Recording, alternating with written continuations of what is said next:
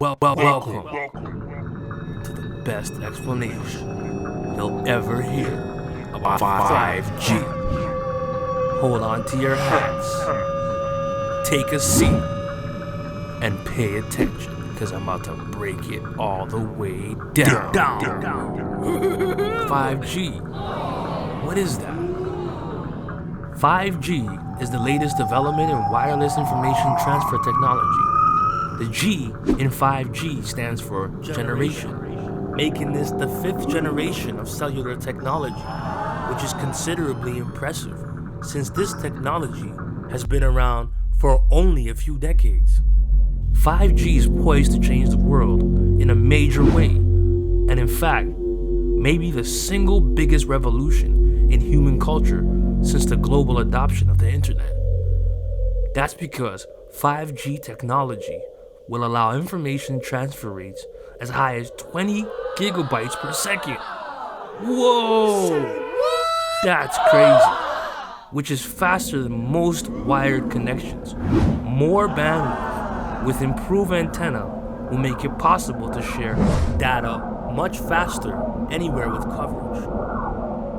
Wait a minute. Let's travel back in time to get things into a better perspective. You see, it was the first generation, 1G, which had a transfer rate of 0, but had a maximum speed of 2.4 kilobytes per second. Slow. But considered fast in those days. You see, that was the top of the line in technology back then.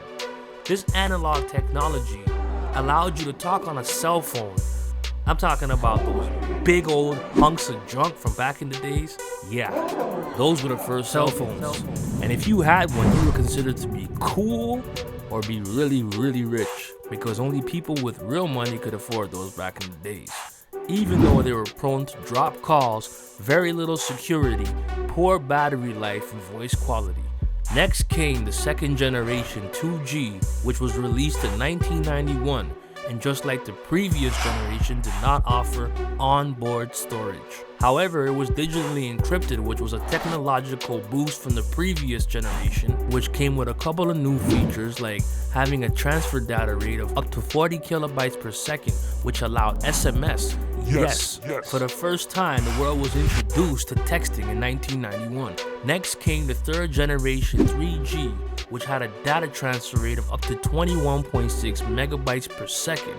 And this one was a game changer because it allowed you to have up to 256 megabytes of memory and 16 gigabytes of storage, which allowed you to surf the internet for the first time on your mobile device in 1998. 10 years later, in 2008, fourth generation 4G was introduced, which allowed a data transfer rate of up to 1 gigabyte per second and up to 6 gigabytes of memory and 256 gigabytes of storage. Damn, that's a lot. Which made video possible, to add on to the list of things from previous years, like texting and internet access. Now, quote unquote, 5 generations later, we got 5G. With a whopping data transfer rate of up to 20 gigabytes per second. Damn. Do you even know what that means?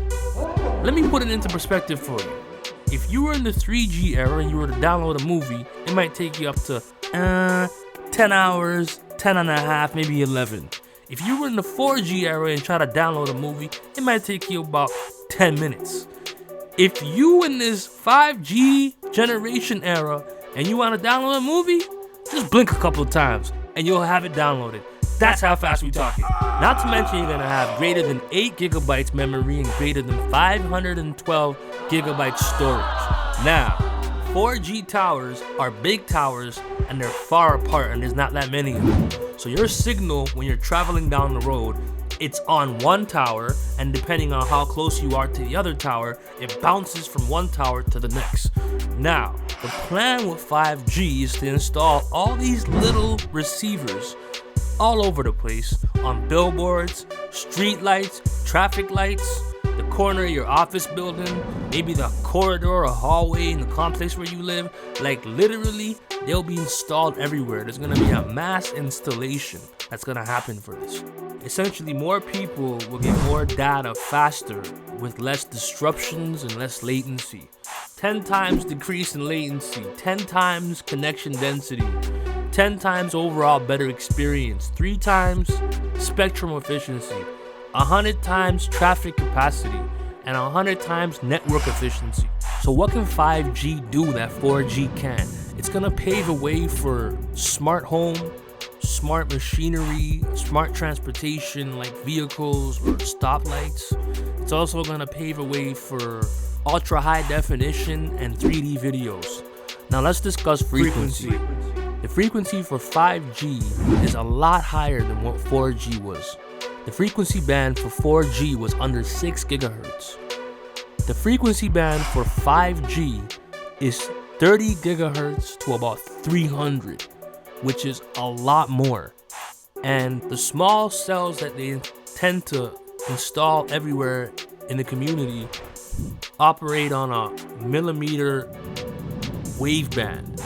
So that millimeter wave band is about 24 gigahertz to 86 gigahertz.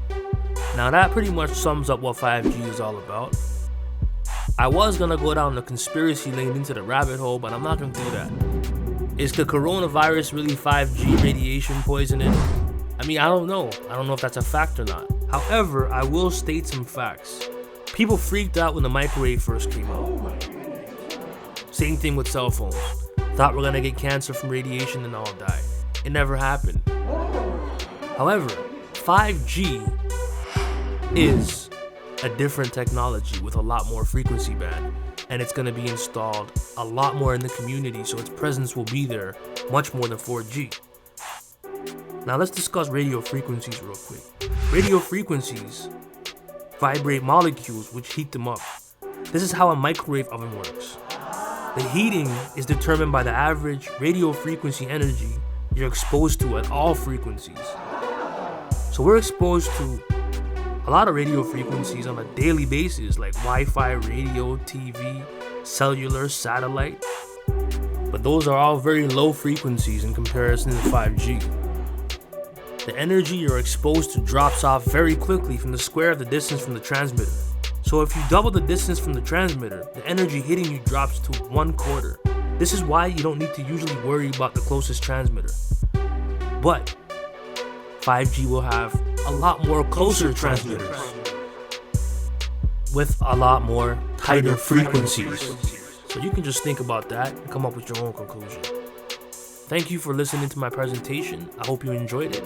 Have a nice day.